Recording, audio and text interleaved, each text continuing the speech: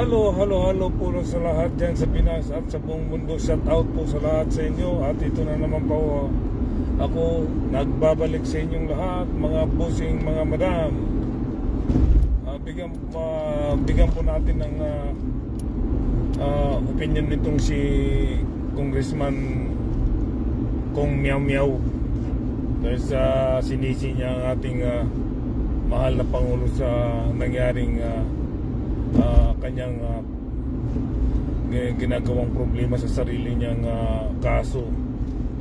Yung kaso niya ay cyber crime na hindi naman si Pangulong Bongbong Marcos ang gumawa.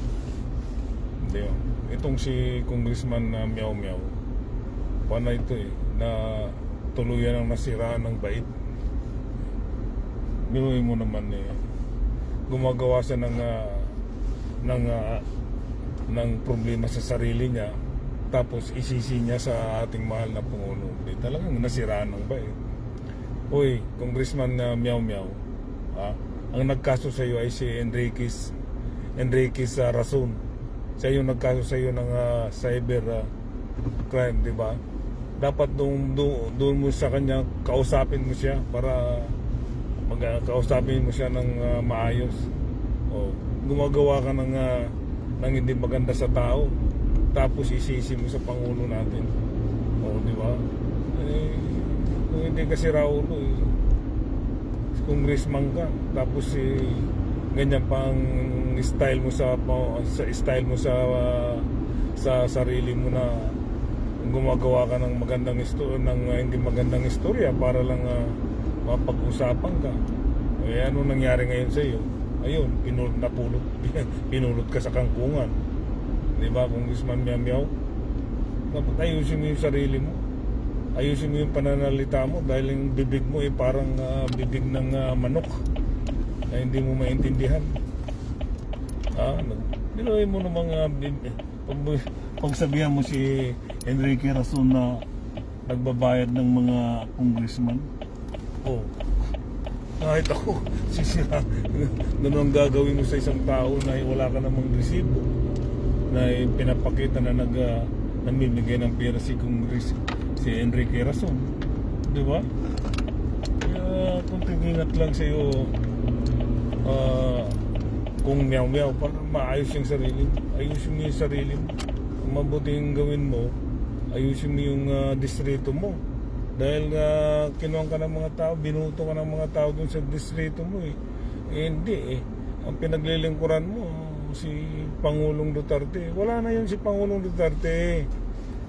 Tanggapin nyo na talagang na yun ang kapalaran niya. Siya na nagsabi, tanggapin nyo na ang kapalaran niya siya na nagsabi na ito na yung destiny niya. Di ba?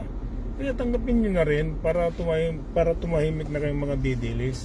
At ikaw kung Meow Meow, ngayon, anong nagawa ngayon? Anong ginawa mo ngayon? Ayun, di ba?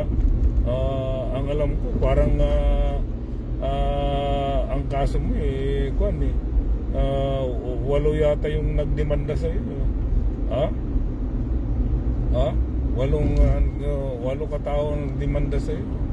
It counts. Sabi nga, it counts sa iba-ibang taong nagdemanda sa iyo, di ba? Sabagay, kaya mo yan, marami kang pera, kaya mo yan magpiyansa Ang alam ko sa piyansa mo doon kay Enrique Rason, parang 300,000 yata mahigit. Kaya mo yan, ang dami mong ninakaw na pera Isa kayong dynasty dyan sa Dasmariñas, di ba? Kaya bakit ba dalawang opisyal na ang nakulong dyan sa inyo sa Cavite? Dasmariñas, Cavite, sakop pa rin yan, di ba? Si Bongbong Bong Revilla, dalawang beses na nagnakaw, hindi pa rin nagsawa, nagnakaw pa rin. Ayun, nakulong. Ikaw naman, hindi ka nga nagnakaw, pero ang kabulasto ka naman ang ginagawa mo, paninira naman sa tao ang ginagawa mo, ayun, nakulong. Ayun, di nahuli ka, bumaba sa iyo ang warrant of arrest. Di ba? Dahil sa kagawaan mo, dahil sa bibig mo na parang manok na nagsasalita ka ng hindi mo alam, congressman ka dapat alam mo yung ginagawa mo. Hindi ka Oh, di ba? Isa kang congressman, dapat kagalang-galang ka eh. Pasalamat ka nga, binigyan ka ng power ng Diyos eh. Na power, congressman, powerful yan. Tapos hindi mo iniingatan. Di ba? Kaya sa sunod, di ka ba nahiya dyan? Mayroon kang tagshot sa police crime. Nakakaya yan. Congressman ka. Kung buhay lang ang tatay mo, baka sinapak ka na eh. Ang nanay mo, wala naman magawa sa iyo ng nanay mo dahil wala kang respeto sa nanay mo. Diba? Sayang. Bata ka pa, baguhin mo yung style mo. Baguhin mo yung sarili mo kasi malayo pang marating mo eh. Malayo pang marating mo eh. Bata ka pa eh. Tapos dynasty kayo dyan sa Dasmariñas, hindi mo iniingatan. Oh. Sino bang kwan dyan? Ang pamilya nyo ang humahawak ng kahihiyan, di ba? Ang pamilya ang dahil sa iyo. Yung buhay pang tatay mo, maayos yung kwan dyan ha. Okay, walang balita sa inyo. Pero nang wala ng tatay mo, doon na lumabas yung kwan mo, yung paninira mo sa mga Marcos eh. Mga Marcos eh. Magkuhan ka na, mabuti pa, kuhan ka na, makipagka-isa ka na lang sa administration, sumabay ka na lang sa Agos, na Agos ng maganda, hindi yung Agos na hindi maganda. Diba, Congressman Meow Meow? Sayang ka eh, batang-bata ka pa eh. Ayusin mo yung buhay mo. Malayo pang marating mo, Congressman Meow Meow. Ha? Yung bibig mo mag-ingat-ingat ka sa pananalita mo dahil marami kang nasasagasaan eh, kahit hindi naman totoo eh. Ayan ngayon, ano napala mo? Ayan. Yan ang napapala mo sa mga yan ang napapala mo sa bibig mo na parang manok na parang manok na bumubog. Laging bumubuka-buka-buka ka, tok-tok-tok-tok-tok, tok-tok. Talip na meow-meow, hindi. Tok-tok-tok-tok-tok. Ganyan na nangyayari sa iyo, meow-meow. Di ba? Kaya ayusin mo yung buhay mo.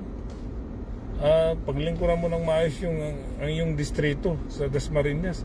At least matuwa pa sila sa iyo. Hindi. Paglingkuran mo lang sila dahil kaya binuto nila eh. Dahil alam nilang magaling ka eh. Yun pala, hindi ka pala magaling eh. Isa ka palang meow-meow eh. Puso. Sayang yung okay? Sayang yung utak mo. Ayusin mo yung buhay mo. Dahil hindi maganda yung ginagawa mo sa mga tao na paninira. Lalo na sa gobyerno. Ingat-ingat lang. Diba? Hanggang dito na lang para gumising ka sa mga kawalang-iyan mong ginagawa mo sa mga tao. Ha? Okay mga busing, mga madam, shout out sa lahat sa inyo dyan at sa buong mundo mo na. Peace tayo, okay? Ang kapayapaan ay sumasa inyo. Okay, bye-bye.